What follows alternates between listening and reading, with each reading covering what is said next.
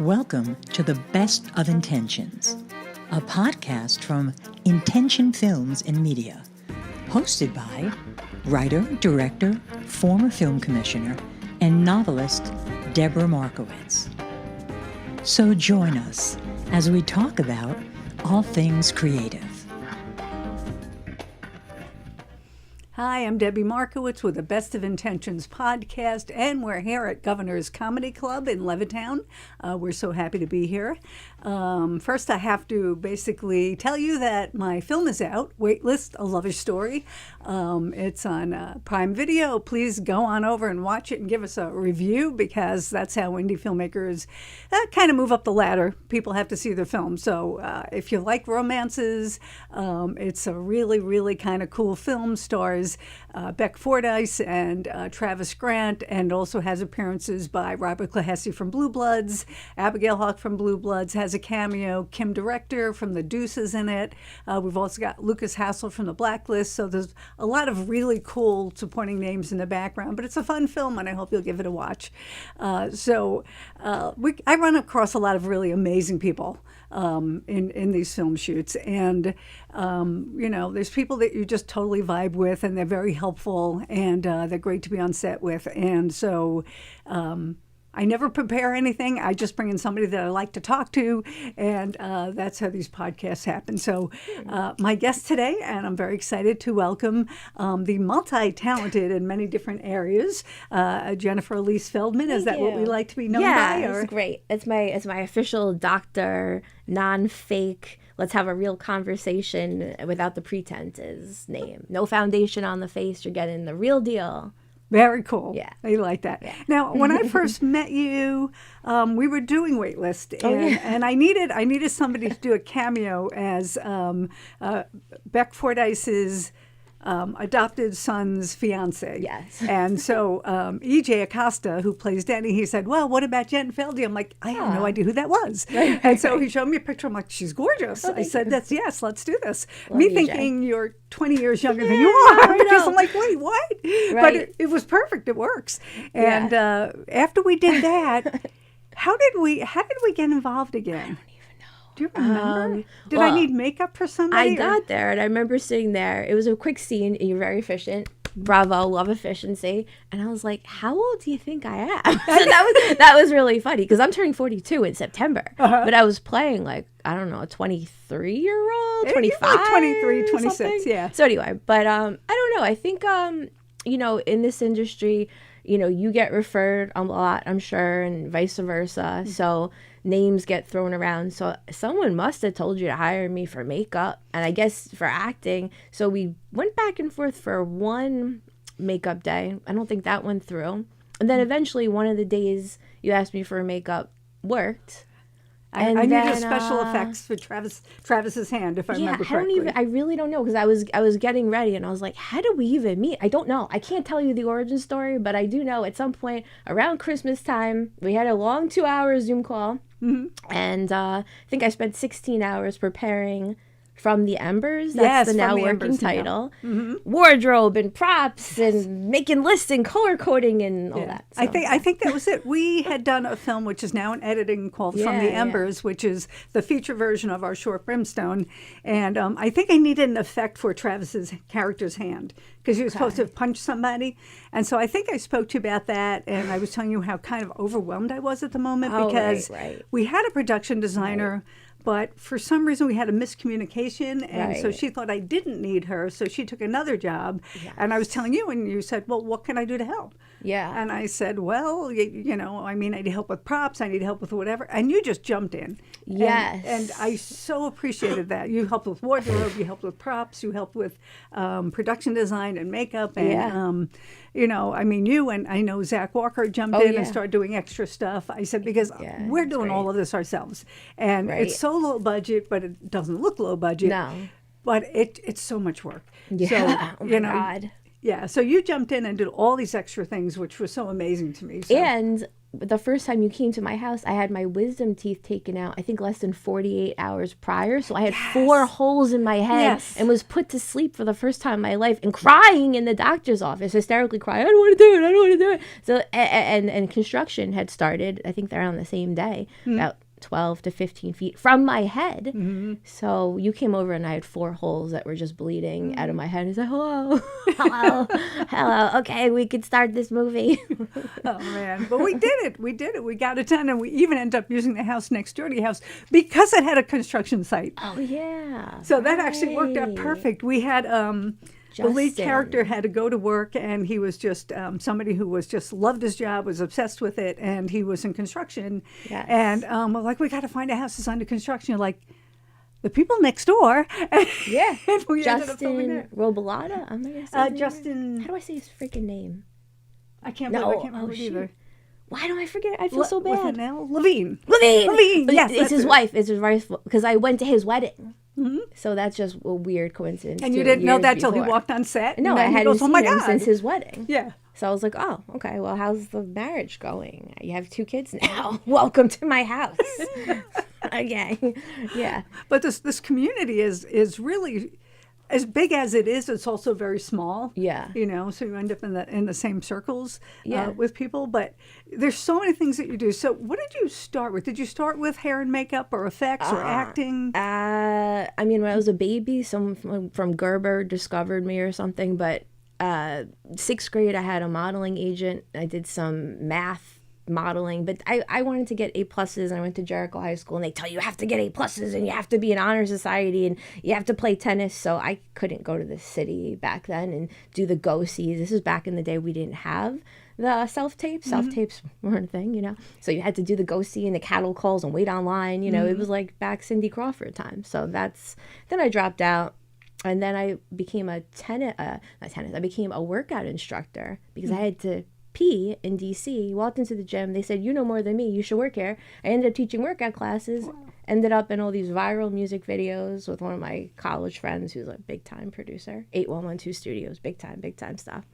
And, you know, doing Fox 5 workout presentations. So that's, you know, when you're hungover, because I used to drink in my 20s, and taking, you know, workout supplements and 5 milligrams of Adderall and coffee and doing workout classes, probably still drunk from the night before. It's very performative, and it was very comedic. And you have to also teach, because I get very technical into the teaching, and I didn't want anyone to hurt themselves. So, yeah, that led to music videos, which led to more modeling, which led to more acting, which led to, I taught nutrition. This is very long. I'm going to end soon, I promise. I had to drop out of the nutrition thing because Natural Cures are hacked. My website was hacked and taken down, and some people I know that taught nutrition had things hacked, and it can get kind of violent when you're teaching natural cures. So I said, no, thank you, in 2016. That's a big Pandora's box of scary stuff and censorship and websites destroyed and people dying. So I said, everyone thinks I'm really young. This media thing's working out. Let's go to cosmetology school and learn proper hair and makeup. So when I do my own films, I'll know the rule. Never meant to be like a full-time makeup artist. Just like, you know, something to know. Like sound. Like you got to know sound. You got to know makeup. That's it. So I knew it. And then, you know, people ask you, just like the workout classes. So, you know, and then radio and... the hair and makeup thing, the cool thing about that is... on a lot of our film sets, almost everybody on our film set is a swing, which means they don't just do one thing, but if they have to do something else, they know how to do it. Yeah. And, I mean, one cool thing is if you have somebody who's a hair and makeup artist in your film, it's like, I'll do my own hair and makeup. And that matters when you're an independent filmmaker and you have next to no money. But like our gaffers also can step in and be an AC if they need to. We had Don Broccolo, who was jumped in on one of our films doing sound because the sound guy got sick for 3 days. So Dom will do anything to help. Zach will do anything to help. Jack will do anything to help. Jack Kelly. I mean, they're all amazing. So it's great to have them on Multi-talented your guys. crew, and you as well, because you'll thank always you, do yeah. something to help. Yeah, so I like to. no matter what happens, one person gets sick, and if your crew is 7 or 8 people, that's huge. Yeah. So Yeah. it's great to move people around, and that really helps out. Well, you wrote a book too, didn't you? I wrote a health guidebook. I don't really talk about it, but you asked. I'll talk about it and I'll share it more. And but again, with the health thing, I just put that whole thing aside. I said, you guys think I'm dumb? You think I'm 20 something? Let's just go with it. And when I start looking older, I'll go back to it. But yeah, the health book, I would go so far as to say it saved a few lives, and it helps. And there's a couple of people it probably didn't help at all, of course, and helped many people. I would say at least hundreds. So it was mostly moods, how to naturally regulate your moods, because all these people would come to me, Adderall, or back in our day, I'm sure you remember the days of phentermine and Xenadrin, or bodybuilding people took all these stimulants. They still do, sort of, but it was a different time. So I said, let's write this guidebook where people can be their most fit self without having to take all these, fen and getting heart attacks. And now it's Ozempic. So now we're in a different time where people don't talk about taking speed for weight loss. It's now the GLP-1s. But yeah, the book, it started as like a fat loss, weight loss, vanity thing. And then I started working with cancer patients and people with MS and people with autoimmune, and it became a whole health thing. And really simply put, to answer the question, I'll take all day here because it's 145 pages. With each person I would treat since 2009, and I pretty much ended this around 2018. Let's say you came to me and you said, I'm tired, I have cellulite, I want to get better abs, I want to lift my butt. I had my first client had botched lipo, and I fixed her botched lipo, and I got all these clients because I lifted her butt. And cause don't ever get lipo under your butt, because then you have nothing for it to fall on, and it falls. So let's say you came to me with all these issues, and I have fibromyalgia and chronic fatigue, and I'm tired, and I have no sex drive, and I have pimples. Okay, that's like a classic client back in the day. I had all these protocol to fix it. So that became the book. And each person, let's say, I don't know, I'm tired in the morning, or I'm constipated. I go, okay, this client needs a constipation ritual. So that became in the book. So with each person that asks for something, I say, okay. And same with filmmaking. Each person that asks you how to do something, you figure it out, you write the protocol, and you put it in the book. Yeah. I mean, that's kind of how I learned to do everything in filmmaking.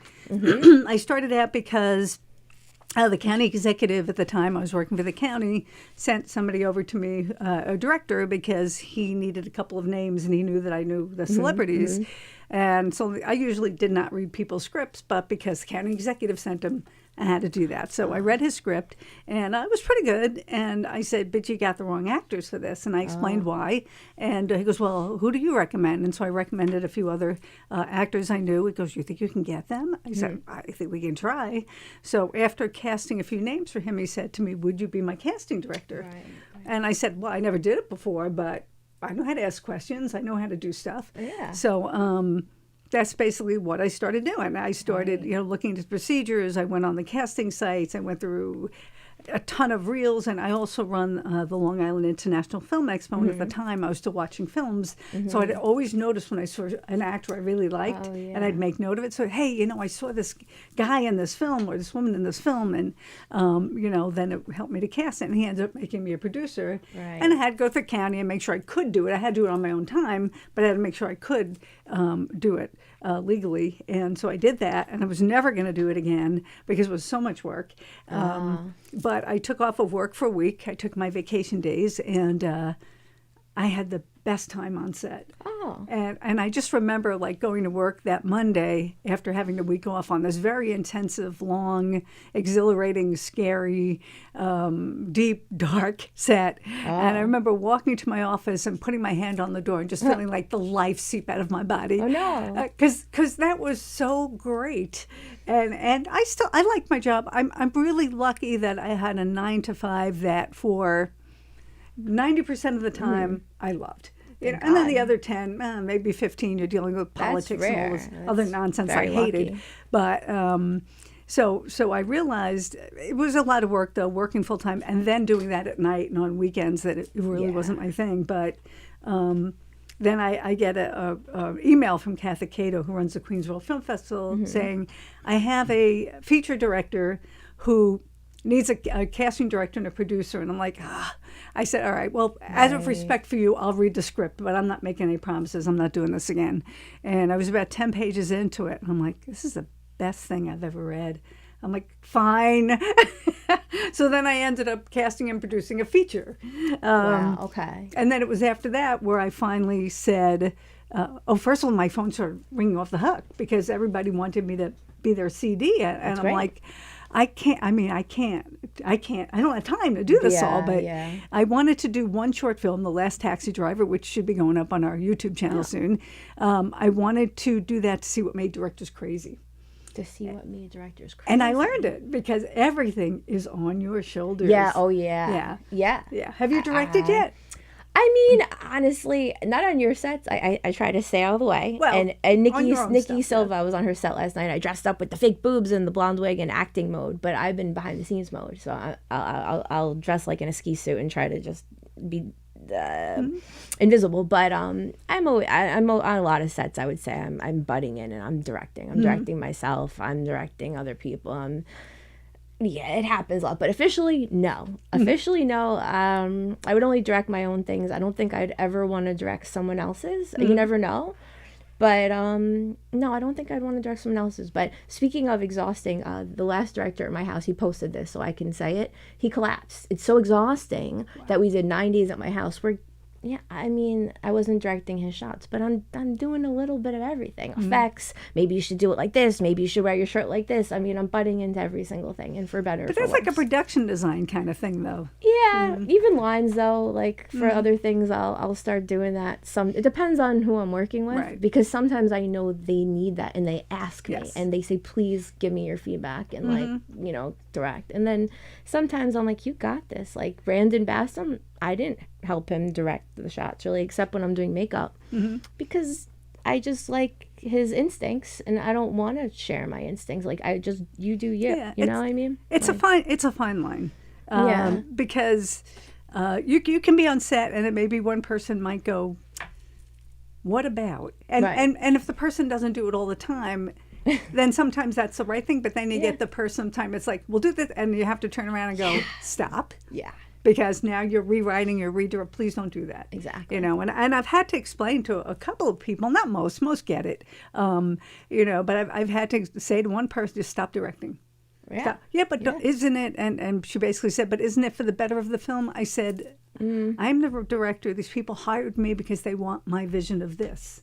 Right. And if you're jumping in before I can even decide, it's not going to go well. And it was really hard crazy. It's hard to have to do that to people, but I will say that, again, 90%, I just keep throwing percentages out there, but the big majority know that, and they don't do that. So that's really fine. But well, I will tell you one thing where I did direct on set, and the director hated it, but I should have, and he should have listened to me, as many should have. I was on this set, stupid thing, I'm not going to even mention the name of it, but they had a choreographer from Florida choreographing a sword battle with actual swords, really sharp swords, which you should have prop swords on set. Yes. So someone actually got hurt on that set because they had really sharp swords. And, I wasn't really directing. I'm trying to just be the actor, right? So we're doing something, and I forget what I said or did, but there was something I saw.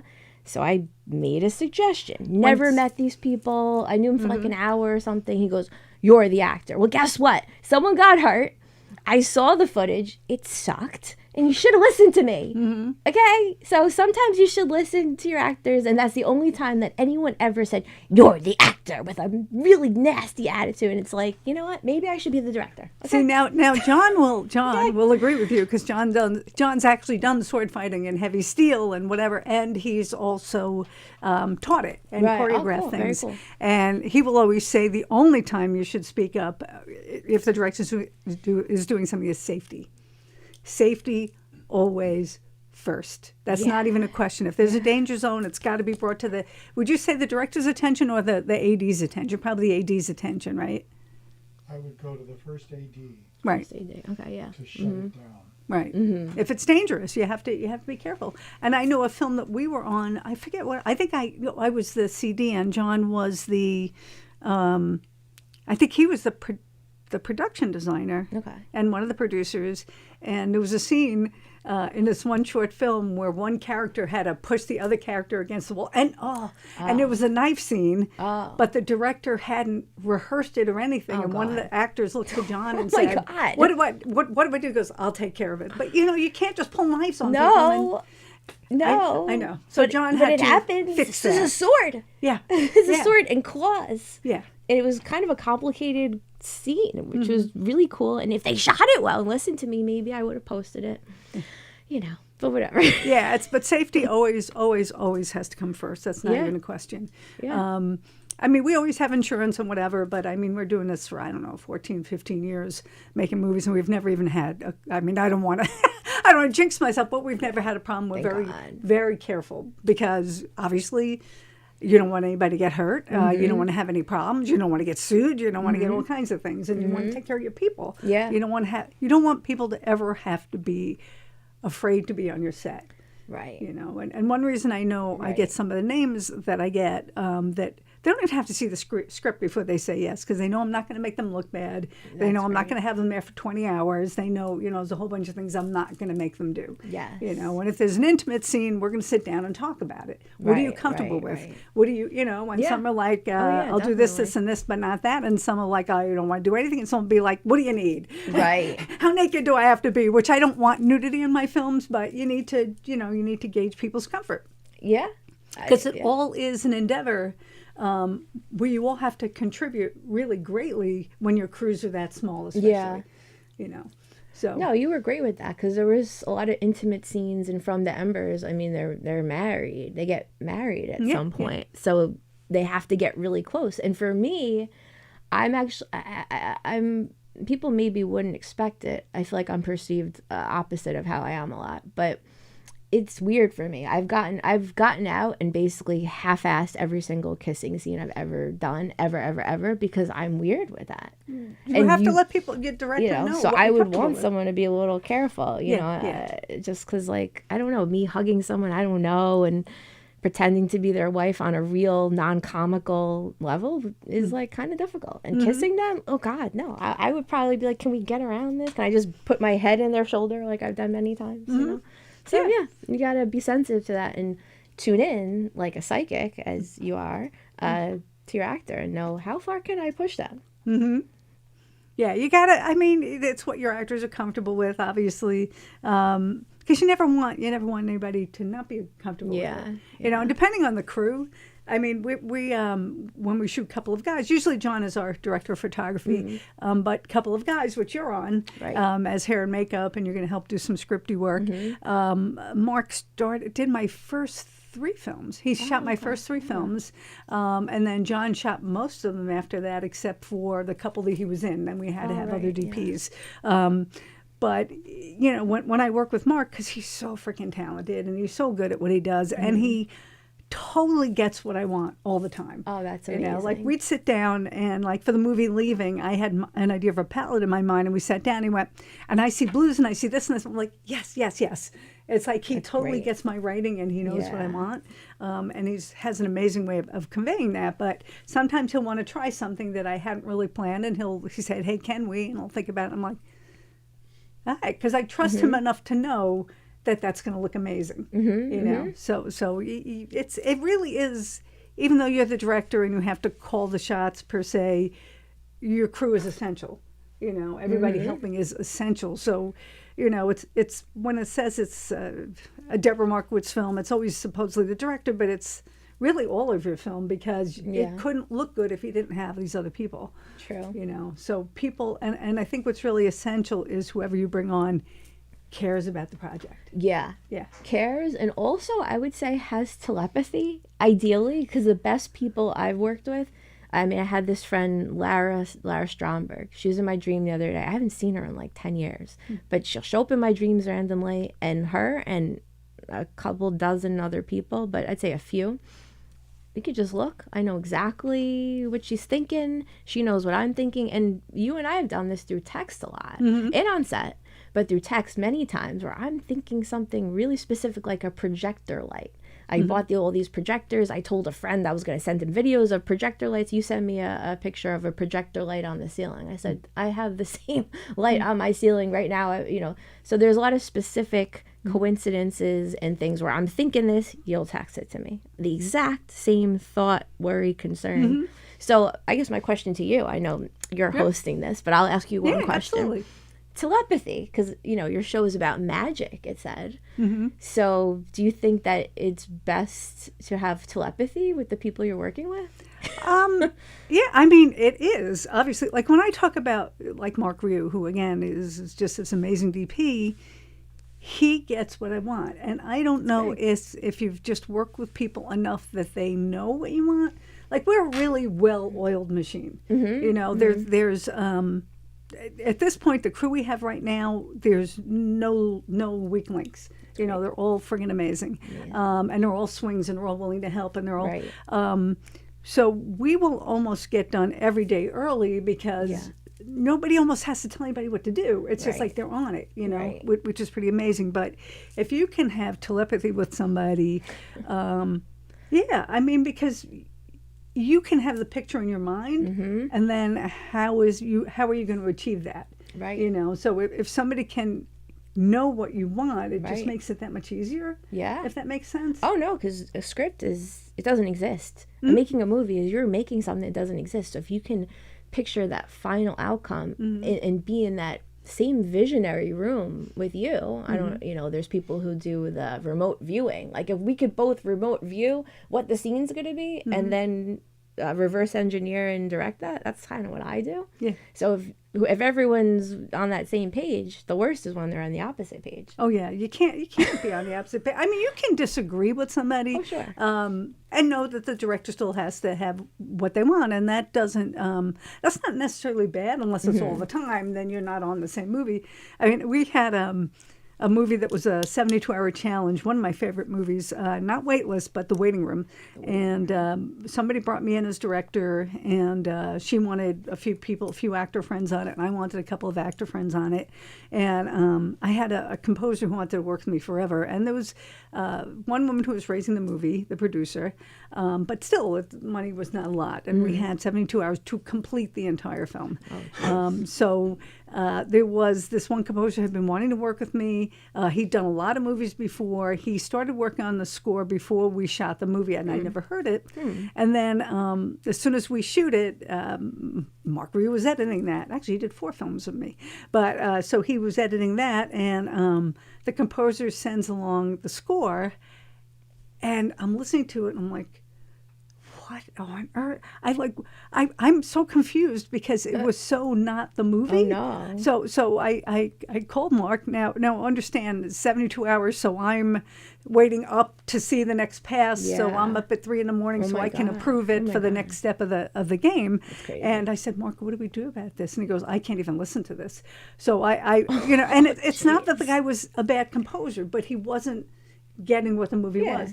And his version, it was a very spiritual movie, but in his mind it was almost a horror film, which I know, it was crazy. So you wanted more peaceful and calm. Oh yeah. And he was giving you like, yeah. I mean, it was so not That's funny. Yeah. And then he said to me after, I mean, it's very hard to fire somebody you're not paying. Oh no. And first you didn't. He goes, you didn't give it a chance. And then he admitted to me later that I wrote this before I even saw the movie. So so it didn't really fit. But so I had to call. Didn't call, but I sent an email to a friend in Italy who had scored a couple of films for me, and I'm like, Eros, I need a score for this, but I only have this amount of money, and I have to have it by the morning. And he wrote back and said, and because the time difference, he goes, yeah, no problem. What? And by the morning, I had the perfect score for it. I mean, that's magic. Yeah, that was magic. Yeah. He made it? Yeah, he's so quick. Wow. Depending on how much work, how backlogged he is. I've gotten scores like a day later, 2 days later, 3,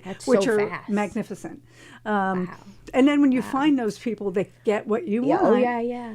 You want to hold on to them. No, there's one guy, I saw him on the internet years ago. Jacob the Lifetarian, shout out. He's maybe one of the weirdest guy I've ever met. And I'm sure some people have said the same about me. He even has a satirical fake book based on one of his characters, Jacob the Lifetarian. It's like a fake health book. So I'm like, wait, I have a health book. You've got a satire fake book. I'm making a fake man success network now, fast forward 10 years later. But we're always on the same page of wacky out there. No one's doing what he's doing. I mean, he's out of his mind, and he makes custom music. He does animation.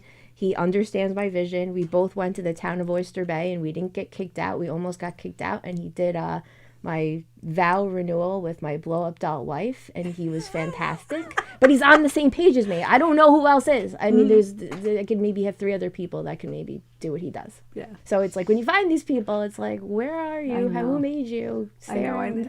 I mean, one of the things I'm really lucky about is when I'm writing, a lot of my ideas, some come from dreams, and a lot of them come from when we walk the dog in the morning, John and I. Huh. And so we'll start talking about something, and I'll probably do the bulk of the writing, not on his, because he writes too. He writes amazing stuff. Mm-hmm. But on the bulk of my writing, I'll be stuck somewhere, and John will go, well, how about? And I'm like, that's it. Yeah. That's it. Yeah, that happens a lot with you guys. Yeah. Or so the end of Waitlist, and I don't want to give the very last thing that happens. You weren't there that day. Okay. But the very last thing that happens in Waitlist, I wasn't happy with how the ending was going. I'm like, yeah, it's just not there. It's there, but it's not there. And John recommended something, and we all went like, and then the last thing that happens, John came up with it, and it's perfect. It's just perfect. Great. So you should stay married then. Yeah. So well, I mean, come on, your husband has to be useful, or else what's the point? Sorry. Well, but you don't have to be. I mean, when I was dating, I would not date people in the industry. Well, yeah. And at that point, he was out of the industry, and I dragged him back in. But I wouldn't have pulled anyone in to help me with that. Okay. But now being there, it's what just, would you do without him? Right? I don't know. I don't know how any of your films would have gotten done. I mean, you do a lot. I'm not saying you don't, but like. He does everything. Sound, the cameras, carrying stuff, making sure we're on time. I mean, coming up with endings, I'm sure casting, making sure I don't talk through a shot, whatever.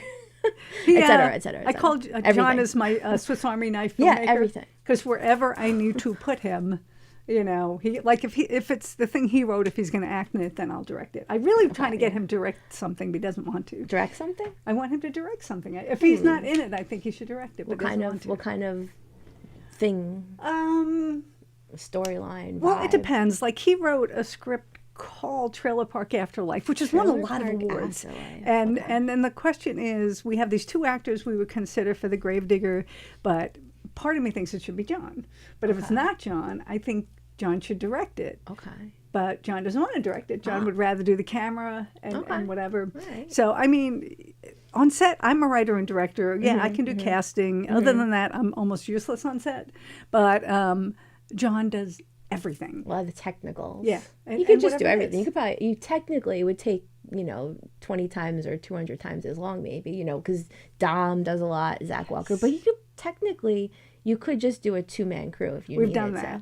Just you 2. I wouldn't recommend I'm not trying to take anyone's job away, but when we did our first feature, The Only Woman in the World, we didn't have the money to do it, but I had already done so many shorts, our own and ones that people had hired me for, and I said, it's really time that I do a feature. Right, so I wrote the script, and we were trying to figure out how to do it, and so we decided we would train our crew. So we would train everybody so that they would have this. We ended up giving like a small stipend, but for the most part, they worked for free. And then we gave them the skill that some of them still use to this day. And there was one day in particular, and the actors even wanted to work. We did it because the lead actors wanted to do it, saying it's very hard to get lead roles. We'll work for free as long as you'll work with our schedules. Okay. Which means it took us 6.5 months to film it. Yeah. But there was one day where there were the 2 actors, and then there was me and John. And John did everything. He had the sound set up. He shot it. We did all the pre-production work. And I wouldn't recommend it. I've done but both. But it can be done. I like both. Yeah. There's a lot of. It's kind of nice when you work with Swiss Army knives and they do like the Airwaves film, which may or may not be at the festival. We'll say it's a guy's second film and it's his first. I thought it was going to be 10 pages, so I said, sure, write whatever, we'll shoot it. it was like 40 pages, and I had to put on hold to do your films. I said, I can't do both. I can't act and do 16 hours to plan one shoot day. I can't. So we put on hold in my head, whatever. But it was pretty cool working with him and a few other people, like just one person. And he was able to do the visuals, and he's really in the audio, and it would have been good to have one or two PAs. Yeah. AKA slaves. Sorry, that's what it is. Mm-hmm. And I will call myself a slave. So I'm not whatever. But it pros and cons to working with big teams and small teams. Yeah. I mean, I like. I think our main crew is usually about 8 people. We can do it with less. Perfect. It depends where are we moving. How much equipment do we have to? I mean, there's a lot of stuff that goes along with it. You can tell. I mean, I've done films for $1,500 a day, and I've done films for $30,000 a day.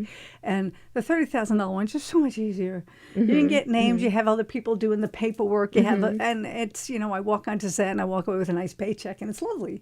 And that film one of them that I did that way, John wasn't even on it. And then there's been films John's been on that I haven't been on. Whether he's done sound or he shot it or whatever. So while we work together most of the time, we don't always. We're hired separately. Like when we were doing Welcome to Bellevue, which is a pilot that I directed, and I just love doing that. It took us, I think, 2 years to do it because they kept raising money to do another day or two and another day or two, but we got it done. And, but it got to the point where you did it so long ago, you're trying to remember, what the heck did we do already? Yeah. But John started out as the AD, but then because it was taking so long, I think you jumped into Waitlist maybe, or Brimstone, or From the Embers. I don't know. Anyway, he jumped onto another film, and it's like you can't AD 2 films. You can't AD 2 features at the same time. You'll go crazy. Yeah. So he stepped down and did sound, and then we moved the position along because you want to do your best you can, for every job. But you can do it. It's just I wouldn't tell anybody not to do it, especially if you're very new at it. But I kind of feel like at this point we've done so much stuff that I don't want to go back in quality. Yeah, I wouldn't recommend it. Yeah. No. But it's sometimes cool if you're doing something experimental, something like that. We're talking about that. But we're with talking a big cast, couple of guys. No, you don't want a couple one of guys. person. No, that's probably one of the bigger things that we've personally done. That's one of the most expensive of our own. But somebody came to me with a short film that he wants me to direct. And I read it, and I'm like, my favorite line is, can I take a crack at this? And then I usually clean it up a little bit and whatever. And he doesn't have any money. So it's somebody I really like a lot. And so we have to figure out, okay, well, if we're going to take this over, then this is what I'm going to need, but this is what you're going to have to find. You're going to have to find free locations. You're going to have to find an inexpensive editor that I approve of. You're going to have to find all this other stuff. And it might be fun because it's an action part, and there's some cool fight scenes, and there's I was just thinking of you doing action before, because listening to a couple of guys and everything we've worked on, and I have to see The Only Woman in the World. But it's more narrative. So as I was getting ready, again, I was thinking action. I want to do an action movie. Does she do action? Have you done action? Like action, I've jumping done off horror, of buildings. I've done horror. I've done romance. I've done comedies, dramas. Psychological, deep. Have I done action? I don't know. I don't think I did action yet. Not with me. No, horror, yes, but I haven't done that. But that's why I think I want to do it. That could be cool. And then we have to decide, do we want to do it as a short or do we want to do it as a vertical series? And I kind of want to do it as a vertical series because I haven't done it before. Probably. Yeah. So that's what I. And also, it's more likely people are going to see it. Yeah. Well, people will see. I mean, you can actually make money on vertical series. That's what I'm saying. The only thing is most of them are really crappy, but I don't want to do something crappy. Right. So you can make a good vertical. Yeah. So it happens. And I already know a couple of people who are really good at, different kind of sports and fighting or whatever. So I know people we can choreograph to do it, and that should be interesting. And that could be cool. Raise money by getting people to be able to die on screen, to get shot up and blood is everywhere. So I probably will do that when we get done with a couple of guys, when we get done with the From the Embers reshoot. I know there's something else we're working on. For the life of me, I can't remember what it is. Oh, all the PR for Waitlist, because now that's coming out on platforms, and so now have a whole 5-page list of deliverables for the PR person. So we're working on that, getting the YouTube channel up, which I'm really excited. Actually, hopefully, in about a week or two, we should have all of our old shorts on the YouTube channel. Oh, sweet. So Okay, a lot of good, people want to good. see them that Yeah. haven't seen them, whether it's Confidant, Last Taxi Driver, Leaving. I'll think about By Blood, That's but good. By Blood was really good, though. I should put it up there. But anyway, so there's so many shorts we've done over the years, and some of the producers I worked with, I'm like, can I put that up? And I'm like, yeah, because you wanted to get it seen, want to get seen again. Thing is, once you put it up there, then your festival run is pretty much over. Yeah. But the festival run has been over for 10 years Right, already. so- Getting all the trailers up there and whatnot. So, and John was busy cutting clips. Besides the trailer, he was busy cutting clips from Waitlist to put on there, so people who subscribe can see the extra That's good. footage and stuff like that. I liked Waitlist a lot, though. Yeah. Not just because I'm kind of in it, but Beck was great. Travis was great. It was fun to watch. It was just like something I'd watch at the end of the night, relax, chill, nothing crazy. That's exactly You want what's to know supposed what to be. happens. You're hooked in. It's Yeah. a very Makes light, you think. romantic, fun movie. I mean, the way I I like see it is it's a nice guilty pleasure. It's the kind Exactly. of Like movie, John's out of Lifetime. town doing whatever John's doing. I just want to sit down and relax and just watch a nice movie that's going to make me smile with a great Right. soundtrack. And I'd watch it again. Yeah. I'd watch it again tonight. Take an edible, eat my end of the day food, watch Waitlist. Why not? yeah. I forgot the ending, full disclosure, because I was good. trying to remember the ending, and You have to watch it again. I Watch it again. forgot. Do they end up together or not? I'm I not telling forgot. you. I know Julia is my favorite, maybe my favorite character. I know she's a small character, yeah. but she plays like a dumb blonde. Yes. Chrissy. Everyone was great, but I love the the silliness. She was really adorable. And she worked with Loring Murtha, who is one of the funniest people I've ever worked with. He is freaking hilarious as Jeff Chase. But yeah, the scene you're talking about is they're at a bar, and he is Lisa, played by Beck Fordyce. It's his ex-wife. So he happens to be in a bar with his very, very young girlfriend. Yes. And he spots Lisa, Beck's boyfriend, at the other end of the bar. So he sees him talking to a woman, so he's going to take a picture of it. So he pulls his camera out, and Chrissy, played by Julia, thinks that he's taking a selfie of it. So she goes like this, and he basically turns her face around to it was get fun. a picture. Yeah, she was great. But that's the first time I worked with her. Right. Yeah. I figured, because she plays a totally different type of character in From the Embers. She's more serious. She's so emotional. She's definitely not a ditzy, bubbly. I mean, she's little bubbles in there. Yeah. But the bubbles were squashed because she has to deal with this, this She ends up difficult guy. Codependent relationship that she refuses Nightmare. to see, even though she's smart enough to know it. Yeah, So that's it's a very nuanced role for her and From the Embers. But Great job. we also worked with her in Silent Harmony, where she played the executive assistant to this very famous musician who's been injured. Yeah. And she did I can say haven't kick seen ass. that. I can curse. That was at a film Oh. festival. I didn't see it. Oh, okay. That's going to be it's going to be screening at the Garden State Film Festival this coming weekend, Yeah, I gotta and see then it's also going to be screening at the Shorts and Stout Film Festival in Long Beach, which was originally the Point Lookout Film Festival. So that's April 1st. So if you're around, we're going to be Long screening Beach. Brimstone. Oh, great. Brimstone and Silent Harmony and Assassin are all going to be screening at the Short and Stout Film Festival on April 1st. April 1st. Yeah. Okay. So we're excited see about it that. It's a finally. new venue for them, so we'll see how it is. And But it's a silent film. Is it totally silent? Silent Harmony? it is, except for Michael Fideli's in it, and Julia, and they have Julia bit. Weiner, and they have a little conversation in the Right. beginning, Right. and then pretty much that's it. Okay. So it's the whole, all this things happening, all this healing happening from two people Yeah. who never speak to each other. See, that I'd love to see in a film festival and see the response. Yes. On like a silent It did film, really you well know? in a couple of film festivals. Playing great. already it did really well. Oh, nice. So I think Austin, it played in Austin Revolution, and they loved it. Oh my God, they loved it there. And then it played, I think, at Venus. I think it played at Venus, and it won there.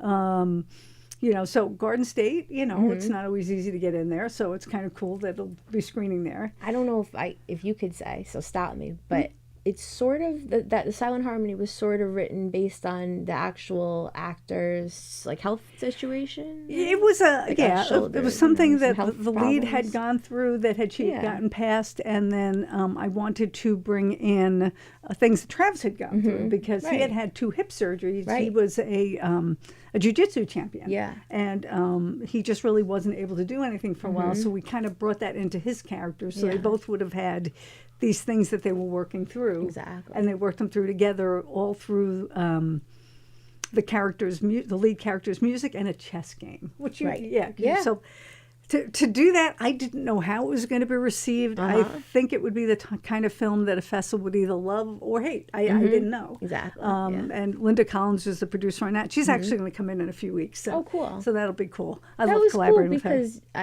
both characters kind of went through similar situations of what they're acting out, and for me, I've played some characters I have a lot in common with, and it's kind of cool if you have a positive issue or something that's kind of traumatic, and to kind of work that out on film, and you can relate to and kind of play yourself partially. I don't know, it's kind of, I thought it was pretty cool and meaningful. There's some meaning. It's not just like they're playing these random characters and playing charades and putting a chess piece here. It's like, no, they've both, Travis had 2 hips replaced, so that's a big deal. And especially the young. trauma that goes with that. It's a lot to deal with, and it's something he was dealing with for a long time. I think he had his first hip surgeries. He was he in high school or right out of high school? He was very young. Oh, wow. And then again, he had to have both of them done. But and that's not easy when you're a sports guy. When you're an athlete, that's very difficult. I don't know. I was put to sleep once, a couple of days before I saw you. And my biggest thing is having a few teeth pulled, which people do without being put to sleep. So I don't know anything about hip replacement, and I can only imagine how traumatic it would be. Okay, I can't even not get a blood test without crying. Oh really? No. I'm a baby. I've gotten better with that over the years, but I don't. To this day, if I have to give blood at the doctor's, I don't look. I can't look. No. Yeah, I got stabbed one time. I look too. the other way and breathe. I can deep breathe. I can get through this. Doesn't really hurt that much. Hope that they're not mad about life, because there's a few that are mad, and they've told me they take it out on their patients. Yeah, one recently told me that. I haven't had that happen. So I'm extra scared, Yeah. I just remember having a test once, and they had to give me anesthesia, and the way they put it in my hand, I'm like, my arm's supposed to be numb, and they're like, no, and then they had to redo the thing. But it's like, because my whole arm's kind of numb right now. But usually it's not that bad. Wow. Yeah. Well, it's a good thing you spoke up, see? Yeah, I'm like, I don't know if this is right. Oh yeah, not that I have a strong resistance to pain per se, but also when I had my daughter, I was in labor for like 27 hours, and they decided to give me a C-section, but they started before the anesthesia started working. What? And I just remember going, excuse me, is this supposed to hurt? And I'm like, no. And they're like, it does. And they're like, oh, it can't stop now. Yeah, that was kind of... Yeah, that was kind of horrible. That's a horror movie. I know. You could put that in a horror movie scene. I mean, that's really gruesome. Yeah. But... I would stay away from childbirth. I wouldn't. I don't know. It's not something I want to do. I think I told you about the movie we want to do, Franklin. It's probably the working title. It's going to be based on the character in Brimstone. Mm-hmm, the dad. The evil dad-ish. Yeah. So we started writing that, but we have to put it aside because we got to finish the movie's run now and get Yuletide out there and start raising money for that, our Christmas movie that I'm pretty excited about. We figure that's going to probably be 2027 though. That means a lot of prep.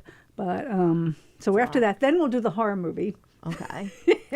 So we just do everything. I mean, if I like the script and I like the people, and I can do it, then it's something I want to do. But I think action's next once we get these 3 put away, but we'll see. We'll just hope that he doesn't do method acting, which I like to do. I like to become the character and live as the character. So I have to play like a Harley Quinn, Roxy Hart. I already knew that. I'm like, he doesn't do that. But God forbid he did. Mm-hmm. Now you're going to have to live with an evil dad for like No, he already is evil. That's okay. We know. Look at Look at that smirk. That's why he does Franklin so well, because it's just John. He has this way of just his eyes just convey everything. He doesn't have to say anything. But he's got a few roles of his own lined up, so that's kind of cool for some other companies and stuff. So that's a new trade that Mr. Marean has. So all scary roles? No, Anything? one he's a psychotherapist. A psychotherapist. Oh, a marriage counselor. Okay, yeah. One John's a marriage counselor, and then he's you're not a cyborg, but cyborg. Wow. No, I'm an AI created. Oh, he's an AI created being. Oh, yeah, cool. Okay. And then he's got a maggot. I don't want to say the name here, No, but then I'm a sexual predator. a sexual predator. Oh, and who are your prey? The woman who's trying to get into the hospital emergency room, she's all beaten up. Okay. Figure I can take advantage of her. Yeah. Okay. So- Oh wow, that's pretty scary. So he's got a lot of interesting roles coming up. But Yeah. he does horror so well because Franklin is such a great character. He's won so many awards for that, and I try and think of things I can write for him that are as good as that, because you can be the best actor in the world, but if the role isn't very deep, Yeah. there's not really much you can. They might give you an award because of your name, but. If it's a simplistic role, it's not something you can win for. But we first submitted to the Golden Door Film Festival, Golden Door International Film Festival of New Jersey, and he was nominated, and nominated a couple of professional actors we know, and a couple of name actors, as a matter of fact. One of them who was even there, and when he won, I just and they all looked at me. I'm like, sorry. Yeah, why But I not? was so excited. Yeah, you gotta be excited. You should be. Why not? Yeah. Transformers. That's what I was thinking when I was getting ready. That I've never seen you do anything like Transformers, which I'm sorry. I hated Transformers. I hate it. I was so bored. Because all it is, there's no psychological anything. There's no depth. To me, there's no storyline. It's just a bunch of things moving around, where it's the opposite of your. So what would you do? Like how much money would you have to get to just direct a bunch of water bottles moving around? That's essentially what it is. Well, I mean, let's put it this way: if somebody gave me a crap load of money, I would do it. You would do it. Well, how much? What's your minimum number you would I don't shoot? know. Water bottles moving around. Almost no dialogue. If I didn't have to put my name on it, Yeah. No, you have to put your name on it. I can give you a name. It depends what I'm doing. I mean, I do have a superhero movie in mind That I can say. that I have to write. Okay. But that's just gotta wait because it's a while. But my character is a female. Basically, her tagline is a chick who have had enough. Okay. And so I already have the prototype, the picture drawn. A friend of mine used to be an animator for DC Comics. Yeah. And so I told him the specs I wanted for her, and he drew her out. And I just haven't had time to do anything with that. But that keeps coming up lately. I think that would be fun. I know. You would do that well, because I feel like you would have a totally different output and creation style of a superhero than anything I've seen. I haven't seen too much superhero stuff, sorry. But I play as superheroes. I just did a comic book cover, and I play the star of a comic book, so I understand that world. But I feel like you entering that comic world would be really cool. Yeah, I mean, I could see her as in a graphic novel, but also as a movie. But of course, I don't have kind of movie to do a really huge Avengers kind of thing. But No, it doesn't have to be. But I could do it as an independent short, like proof of concept thing, because that could be really fun. But that's there's got to all wait types of till after the superheroes. horror, after the Christmas, after we finish these three, after it's just only so much time. I bet you'd have fun with it. Because We would. there's a guy who created celebrity deathmatch characters, and he has a book, I think it's called Spontanea. So basically, like, when something happens, she just appears. So not everything has to be big and high budget. Some things are super sci-fi, like the one I'm in, there's aliens, and if it was a real movie, it would take millions, billions of dollars. But there's a lot of comic book creatures that just are walking down the street and living normal lives, or they're, have a family, and it doesn't have to be that big. So you could do doesn't have to be like a jumping out of airplanes superhero. Yeah, that's a few things. John came up with an idea once too that I love. But I don't know if that would be this character or if I would combine them or not. But he sort of took this psyche. Of course, we're giving all our ideas away. He sort of took the psyche of this one woman who, in herself, is just really, really tough. But her the parts of her personality come in as all these other people behind her. Like, who do I need to call in now? And this part of her personality comes in. That. So those are. I would definitely love to get to all that stuff. But I think one of my goals right now is to stick to the things we're doing. Right. And to knock them off one by one. Like almost all our deliverables are ready for the PR person, for waitlist. Still a lot of work to be done, but at least that will be manageable because that big chunk is there. The YouTube channel is stocked the way she wants it. That chunk is there. Okay. Yuletide, we've changed it to Yuletide from Tides. The pitch deck is done and it's gorgeous, so that's there. Nice. Then the next thing has to be the business plan, but I can't do that until, we get done filming a couple of guys. Okay. And from the Embers reshoot.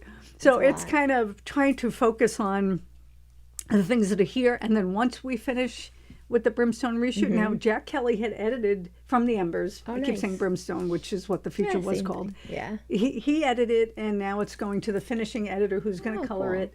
But we just decided we wanted to reshoot these two scenes because I think it's too good to not have that redone. So he did a great job. He did a great job on a shoot where I was acting recently. He was sweating and running around and carrying the camera and following me. I play a lunatic. Yeah. I told a bunch of people, I was like, wow, that Jack Kelly sure is something. Yeah. He's he's definitely one of our guys.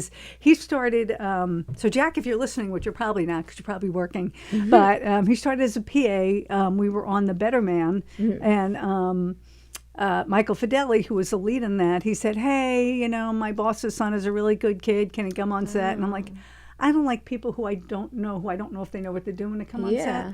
But he came on set. He was great. We brought him on the next film as well. And he just really impressed me. And I know this is going to sound stupid, but, you have to think outside the box. And he, we're cleaning up for the night we were on the Prof. I think that was a 4 or 5 day shoot. And we're cleaning up and I find this cooler with all this stuff in it. I'm like, what is this? And I realized what he had done is out of his own money, which we ended up paying him back, he went and got every kind of creamer and milk that anybody might want.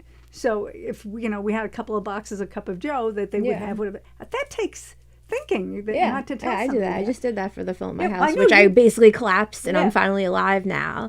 But I had decaf coffee, regular coffee, iced coffee, another thing iced coffee, different types of creamers, the bullshit dangerous creamer, the healthy creamer. I don't know if you're a health nut, if you're someone who wants a cancer cup of coffee. I don't know, but we have something for everyone. But and then he's moved up from he was a PA to we made him a second AD. Maybe a second AD. I think a second AD. And then we moved him up to a grip. And now basically he's our key grip. And sometimes he's our gaffer. And sometimes because everything he does really well. Those are levels up from coffee preparedness. Yes. Levels. But it's all a matter of thinking, cool. thinking ahead. And if we need like when we did Silent Harmony, we didn't really want to pay a sound person because there's one scene that has sound. So why pay somebody all day for an hour and a half of filming? So we asked him if he would do sound. And he goes, yeah, right. So he not only gaffed, but he also did that's sound. one thing you're really good at. So it makes sense that you did the casting, directing stuff, which I didn't know you then, because you saw with me, it took you like about a year, and you saw with Jack Kelly, you can see what people can do. And that's a skill that thank God you have. You just have to be observant. I mean, we used to have we had a lot of classes at our house for a while. A few years ago, we had an AD class, we had a scripty class, editing, Red Komodo, editing on Red Komodo, footage, and we had a lot of different things. And Jack came to every single class, and he was living in the city at the time. He came after every single class, soaked up everything, asked every question there was to ask, and that's how we got Zach more involved too. Zach Walker he came too, every single one. Every question, when we did From the Embers, because we had to shoot it out of sequence because of the locations. Right. It's like, Zach, what time of year is it? Okay, so it's May 27th, and then on top of stuff. Yeah. Also, got to give him a shout out. Yeah, he's in the Airwaves film. He's in the Airwaves film that I'm in. Yes, he's my favorite part. I've told many people this. I'm the star of it. Okay, it's like it's all me. It's like 40 pages. He's on maybe 2 or 3 pages. I think he's my favorite. Sorry, Dino Castelli, but he's at the very end, and I kind of kill him. I get possessed. I'll just give it away. I get a little possessed, and my possession character kills him, and he's phenomenal. Wow. Phenomenal. But his favorite line is, I feel like my insides are being squeezed. and yes, see, I laughed just like you, because the director, Dylan Gerbich, showed it to me, and I laughed And I laughed and laughed and laughed and laughed and laughed and laughed. And I took videos of it and I laughed and laughed. And because I laughed, it was taken out of the film, which I'm so pissed about. But the guy doesn't want it to be funny. But the thing is, I'm like, I laugh at everything. It might not have been funny. Like, the audience might not laugh, but the way he did it was just funny. Just a funny line. So, yeah. So the favorite line of the entire movie was Zach Walker, and he's my favorite character in the movie, and he's the best, and he was awesome. So now I have to watch that. I don't. He was awesome. So good. So the Long Island International Film Expo is accepting submissions until March 30th, I think, is the last day, or April 1st. I'm not sure. But anyway, I don't usually watch the films, but I'm going to watch that just because. Or just fast forward to the end, because you're going to get really disturbed and you're going to get really annoyed. And I was acting with just nothing. Like, if you see me talking to anyone in the entire film, I'm not. I'm looking at a computer screen. So, like, it's going to be very interesting for the viewer. I'm sure if I had someone real talking to me, because I have radio callers. Mm-hmm. But there was no radio callers when I was shooting. It was just someone talking, saying the lines monotone. Mm-hmm. They weren't really even acting them out for the most part. Wow. So I'm just acting with a wall, basically. So it's going to be very interesting to see how that's perceived. Have you seen it yet? Oh, yeah. Oh, okay. I saw it once with my dad. My dad was freaked out for days, and I was like, do you see how I felt for a year? It's so disturbing. And then I saw it high at 4 a.m, and I was like, you know what? I'm kind of hooked in, and I ended up watching the whole thing by myself on my phone at 4 a.m. Wow. Again, I took edibles, so I'm on drugs technically, but I don't know. I was kind of interested. Yeah, I was like, okay, there's some moments in this. Yeah, there's a lot of it I liked, actually. Cool. Yeah, but I usually like funny stuff. I'll have to see that. So Jennifer Elyse Feldman, who does everything, who is an actor, who is a makeup artist, who is an FX artist, who does some production design and wardrobe and pretty much everything. You even have a radio show. Yeah. Oh, yeah. Right. And what is that called? That is called, it came from the radio. Mm-hmm. And I'm kind of the outsider voice that doesn't understand the comic book world, and I make inappropriate comments, and Mark Torres puts up with me. Cool. Yeah. So that's kind of cool. So Jennifer does everything, and that's always cool. She's very multifaceted. But how can people find you if they want to hire you? You could find me, honestly, my email. I really just check phone and email, but of course you can check IMDb, Jen Elyse Feldy. You go on Facebook, Jennifer Elyse Feldman. I don't check social media messengers, I'm sorry, but the email would be the best. So if you can get this, jfeldy.be.healthy@gmail.com. Email, text, that's pretty much all I check these days. Okay. So good luck finding me, I guess. Now on my website, Intention Films and Media, if you go down to the podcast page, you actually will have that information there. Okay. So cool. You can reach out to her that way. This has been wonderful. We're going to be on set in a couple of weeks again. I'm studying. Yeah. You're going to do very well. I'm very excited. And you're going to meet some amazing people on this crew who you haven't met before, who are really, really... I'm a nervous wreck. Yeah, don't be a nervous wreck. You're going to be wonderful. So anyway, I want to thank our guest, Jennifer Elyse Feldman. Sometimes Jen Feldy. It depends. Sometimes, Man Success Network is coming out. Sometimes I'm Man. You'll see. You haven't seen that guy yet. Yeah, but today just Jennifer Elyse Feldman. Okay. Yeah. So we want to thank Governors for allowing us to be here, Jen for being my guest for the day. I want to thank the listeners or the watchers for doing this, because it's kind of cool. I'm just here talking to my friends, and you're here listening in. So thank you for all of that. Watch Waitlist. They love your story, and rate it on IMDb and on Prime Video, and allow us to keep doing this kind of stuff. Thank you. Yeah, I had a great time. Thank you. Yeah, it was great.